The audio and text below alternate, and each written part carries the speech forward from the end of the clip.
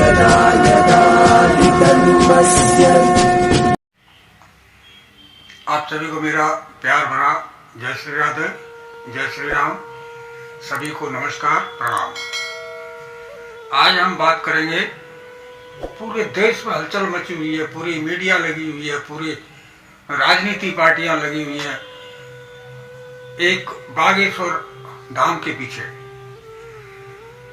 आखिर ऐसा क्या है, इसकी तह तक जाने की आज हम कोशिश करते हैं। आइए चलते हैं वीडियो की तरफ। दोस्तों, पिछले वीडियो में मैं बता चुका हूं आपको, और आप सभी को विदित है, समाचारों में भी चल रहा है कि जो बागेश्वर धाम के महंत हैं वो एक शास्त्री हैं, कथावाचक हैं। उनको लोग संत संत कह के पुकार रहे हैं। ठीक है, अच्छी बात है। संत की परिभाषा एक सज्जन पुरुष की होती है, तो उसमें कोई बड़ी बात नहीं है। लेकिन बदनाम करने के लिए पूरी जोर से शक्तियां लगी हुई हैं। इसका बहुत बड़ा प्लान है, और शायद उनको ये बर्बाद करके छोड़े। अब ये जनता के ऊपर बात है कि जनता किधर जाएगी। ये हलचल जब आसाराम जी के ऊपर ये बात हुई थी, हालांकि आज तक कोई आरोप सिद्ध नहीं हुआ उन पर, तो तब भी पूरे देश में हलचल हुई थी, और आज भी वैसी ही कुछ हलचल है।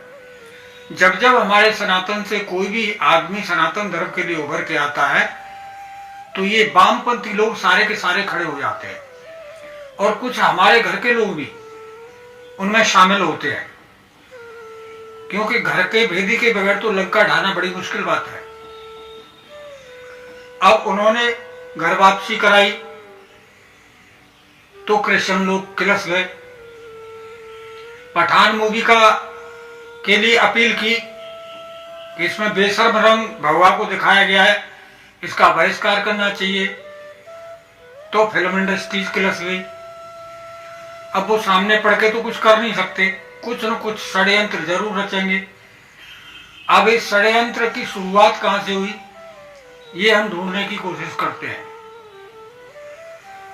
कि उसके बाद में बिहार के एक मंत्री ने रामायण के ऊपर समाज तोड़ने का कलंक लगाया। देश में हलचल शुरू हो गई। उसके तुरंत बाद में ये श्याम मानव नाम का आदमी ये सामने आया अपनी संस्था के माध्यम से, क्योंकि ये षड्यंत्र था, इनकी सबकी मिलीजुली भगत है। अब ये बिल्कुल खुल के आ रहा सामने। इसने आरोप लगाया, लेकिन इसकी सुई अटकी है नागपुर में। अगले आदमी ने कह दिया कि रायपुर आजा, मेरा प्रांत नहीं है, मेरा घर नहीं है, तेरा भी नहीं है, तेरे को खाना पीना दूंगा, तेरी सुरक्षा दूंगा, सब कुछ करूंगा, और यहाँ आके जो भी तेरे को पूछना है मेरे से पूछ ले, जो परीक्षा लेनी है ले ले। लेकिन वो कहता है कि नागपुर में। भाई नागपुर में क्या तेरा नौकर है कोई, जो तू कहेगा वही होगा?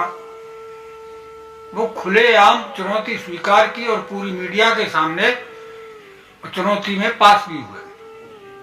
अब और ज्यादा किलस गए लोग। अब एक जोशी मठ के शंकराचार्य हैं, उनका बयान आता है कि हमारी दीवारों को जोड़ दो तब हम चमत्कार समझें। तो भाई आप शंकराचार्य किस बात के बने बैठे हो? आपके अंदर जब कोई योग्यता ही नहीं है। माफ कीजिएगा, मैं इतनी बड़ी बात कह रहा हूं कि आप सनातन धर्म के पक्षधर होना चाहिए आपको, और आप ऐसी बातें कर रहे हैं तूल देने के लिए। इसका मतलब राजनीति दलों का आपके ऊपर भी हाथ है। आप विरोध में बोल रहे हैं। पहले तो आपने भी घर वापसी कराई थी, आपने पैदल यात्रा भी करी थी, तो अब आप सनातन के विरोध में क्यों बोल रहे हैं? कोई एक आदमी खड़ा है तो उसके साथ तो खड़ा होना चाहिए। खैर, जो भी है, ये भी एक राजनीति है। उसके बाद में तुरंत निकलने शुरू हो गए। छत्तीसगढ़ से कुछ मंत्रियों के बयान आए विरोध में। मध्य प्रदेश के कुछ नेताओं के बयान आ रहे हैं और आम आदमी पार्टी के संजय सिंह ने भी तंज कसा है। मतलब ये मिलीजुली भगत है। और पप्पू यादव ने तो ये तक कह दिया कि ऐसे बाबा को जेल में डाल देना चाहिए। तो भाई उनको कौन नहीं जानता, वो पार्टी ही पूरी की पूरी एक पक्षधर है, वो सनातन के पक्षधर तो रहे ही नहीं। नहीं तो अयोध्या में इतने कार सेवक नहीं मारे जाते। इसे बच्चा बच्चा जानता है। अब ये राजनीति प्रवेश कर गई। अब क्या होगा आगे ये तो ईश्वर जाने। हालांकि आखिर में सत्य की विजय होती है और ये हम सब लोगों को देखना है कि साथ किसका देना है।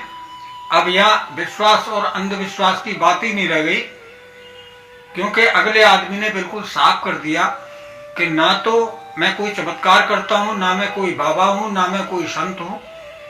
मैं केवल अपने इष्ट की सेवा करता हूँ। उनसे जो भी आवाज मुझे होता है वो मैं बता देता हूँ।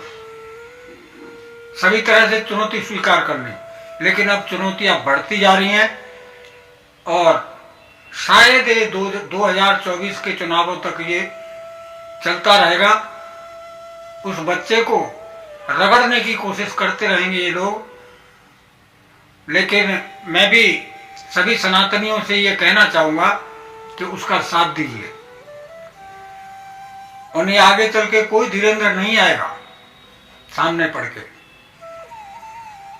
ये सनातन धर्म की बात है। अब कहते हैं कि सनातन धर्म, भाई सनातन धर्म तो सर्वधर्म धर्म संभाव का प्रार्थना करने वाला है। वो तो किसी का बुरा चाहता ही नहीं। अगला किसी को घर में से पकड़ कर नहीं लाता कि तू धर्म परिवर्तन कर ले। कोई आता है तो घर वापसी करा देता है। अभी भी हुई है। तो ये हमारे सबके सोचने का विषय है। हमें उसका साथ देना चाहिए और भरपूर देना चाहिए। दूसरी बात, ये खाली धीरेन्द्र का विषय नहीं है। ये बागेश्वर धाम जो है एक सिद्ध पीठ है, वो भी तहस नहस हो जाएगा उसके साथ में। अब एक बात और बड़ी तारीफ की बात है, टीवियों पर बड़े बड़े तिलक लगा के आते हैं ये कथावाचक। क्या एक भी कथावाचक आया उसके पक्ष में? एक भी चल के नहीं आया। एक भी किसी डिबेट में दिखाई नहीं दे रहा। सब अपने अपने चारपाई पीछे ले रहे हैं। तो ये बहुत बड़ा षड्यंत्र है। इसीलिए जब लोग साथ नहीं देते, इसीलिए हमारा सनातन पीछे की तरफ जा रहा है और दूसरे जो पंथ हैं वो अपना राज्य स्थापित करने में कामयाब होते जा रहे हैं। तो कम से कम इस भारत को तो बचा ही लो, एकता बनाए रखो। और वो डटा हुआ है, वो हटेगा नहीं। मैं नहीं कहता उसके पास सिद्धि है क्या नहीं है। ये विद्या होती हैं, इनकी पढ़ाइयाँ भी होती हैं, माइंड रीडिंग वगैरह कई ऐसे कोर्स भी होते हैं और हमारे शास्त्रों के हिसाब से सिद्धियां भी होती है। तो मैं उस चीज को नहीं कह रहा, पर मैं ये कह रहा हूं कि क्या वो किसी को गलत राह दिखाता है? वो भगवान की कथाएं करता है। दूसरी बात, पर्चे लिखने के किसी से कोई 1 रुपया नहीं लेता। तो भाई हम लोगों को उसका साथ देना चाहिए। वो हमारा बच्चा है। बस आप खुद समझदार हैं। आप सभी को मेरा प्यार भरा नमस्कार। जय श्री राधे, जय श्री श्याम, जय बालाजी महाराज की।